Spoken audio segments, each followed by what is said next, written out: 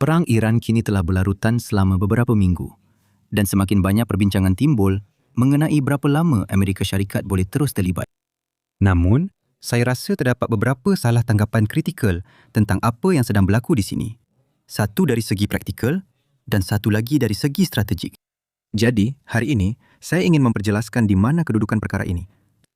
Itu bermakna, pertama, menerangkan bagaimana Amerika Syarikat telah secara efektif menjadikan kos peperangan tanggungan bersama peperangan, mewujudkan jurang antara siapa yang membayar untuk peperangan dan siapa yang membuat keputusan sama ada peperangan itu diteruskan. Saya tidak rasa ini alasan untuk terlalu optimis bagi Amerika Syarikat.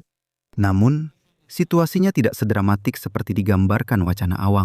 Namun, mengakui masalah ini sudah tentu menjelaskan bahawa situasi ini lebih teruk bagi semua orang yang tinggal di luar Amerika Syarikat. Ia juga memberi maklumat penting tentang risiko RRC menyerang Taiwan di masa depan. Kategori penjelasan kedua ialah perang ini bukan sepenuhnya tentang siapa yang mengalah dulu. Ia juga tentang cara terbaik membentuk penyelesaian yang dirunding jika kerajaan Iran tidak runtuh dalam tempoh itu.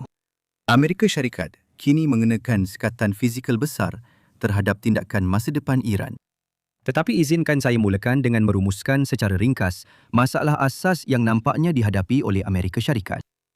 Sebelum ini kita telah membincangkan kebimbangan utama Pentagon bahawa simpanan senjata RATS tidak baik. Jadi, jika Rumah Putih mahu menghalang RRC daripada menyerang Taiwan dalam beberapa tahun, tentera AS tak boleh terus menembak tanpa henti. Namun, dengan Selat Hormuz ditutup, perbualan awam telah beralih daripada isu logam, LOGAM, kepada isu keberanian, KABERANIAN. Ini berlaku untuk kedua-dua pihak dalam persamaan ini. Masalah Amerika Syarikat berpunca dari kebimbangan ekonomi rakyat.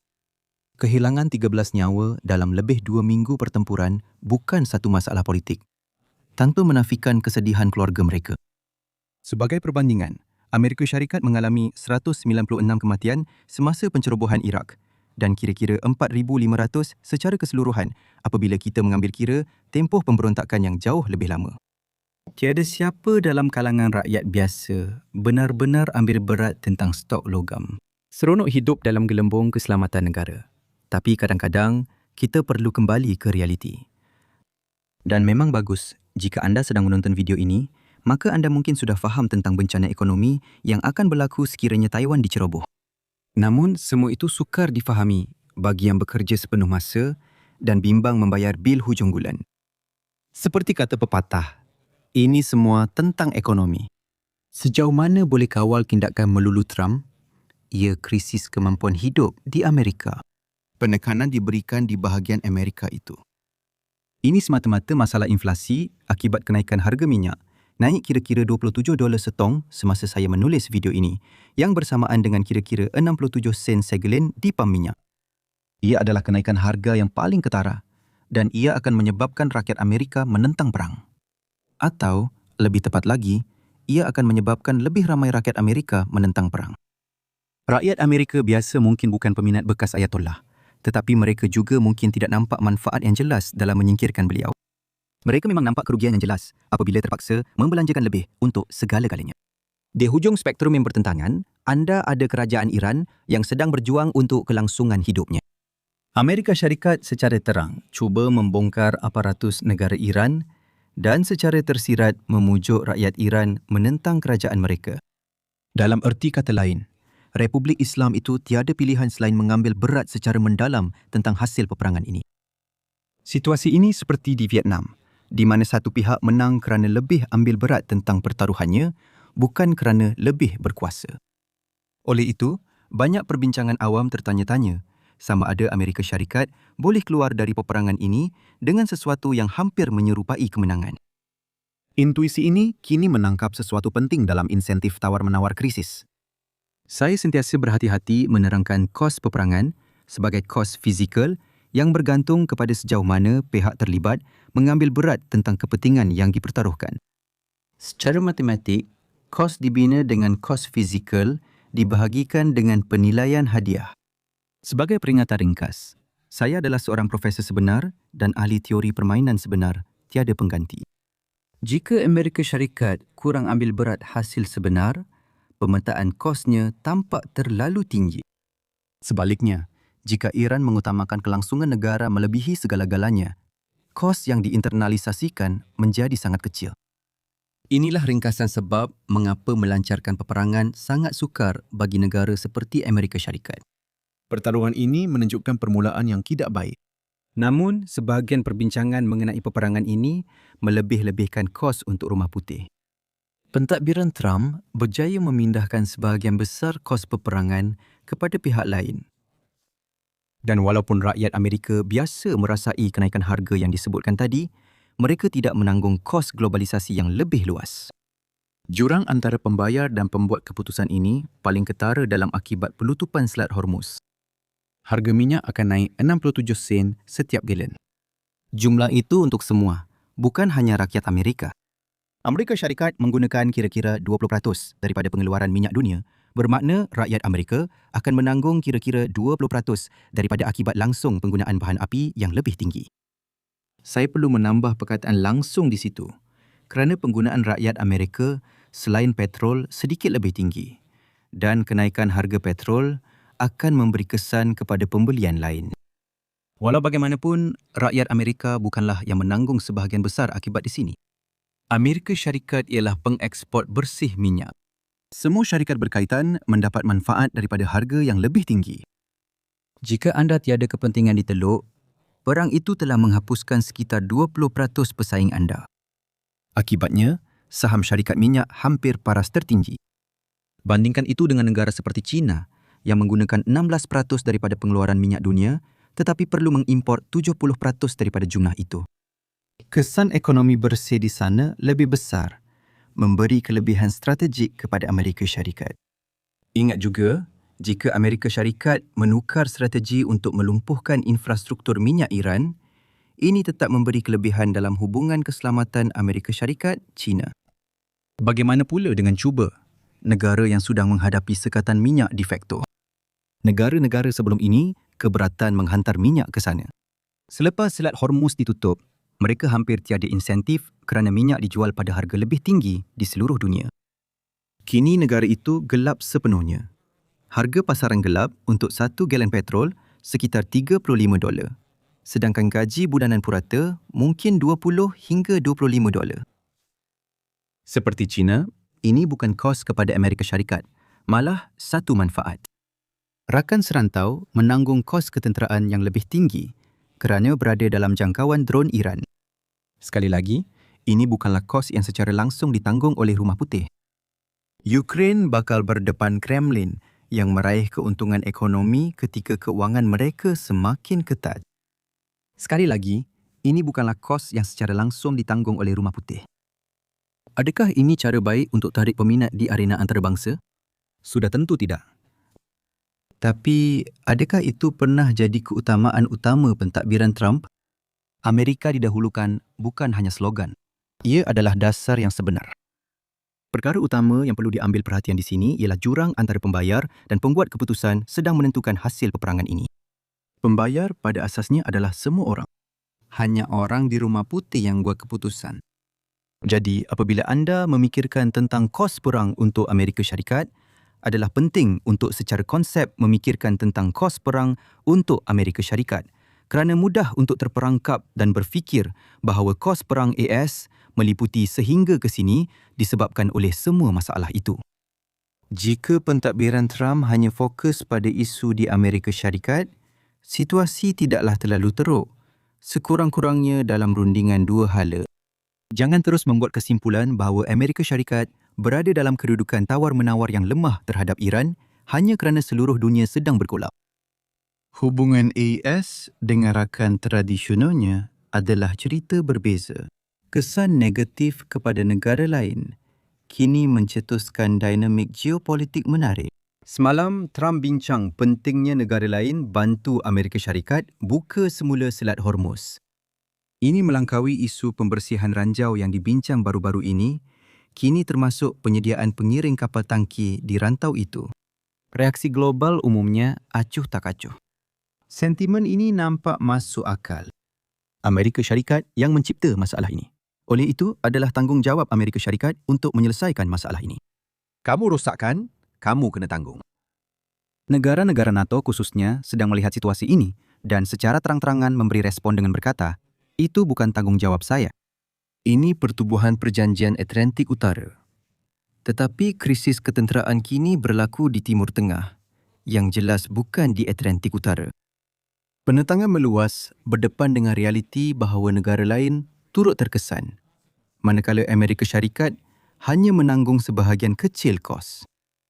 Walaupun kini buntu, kemungkinan satu gabungan negara akan mengalah dan mulakan proses itu tetap ada. Kita sudah lihat tajuk berita seperti itu. Jepun pertimbang guna angkatan laut untuk pastikan akses minyak.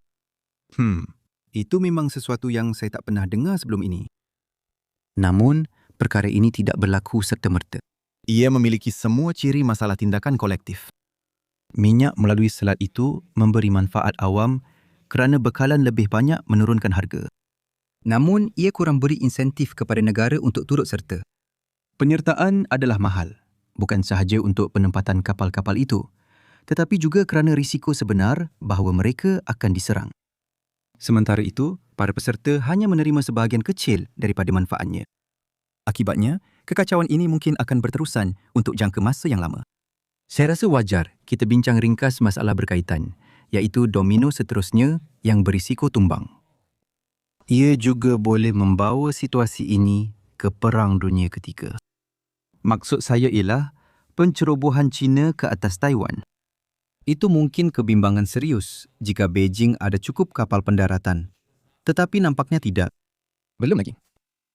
Sebarang pencerobohan akan memusnahkan industri semikonduktor Taiwan. Ia boleh menjadikan ekonomi global mengalami kemelesetan terbesar atau lebih buruk.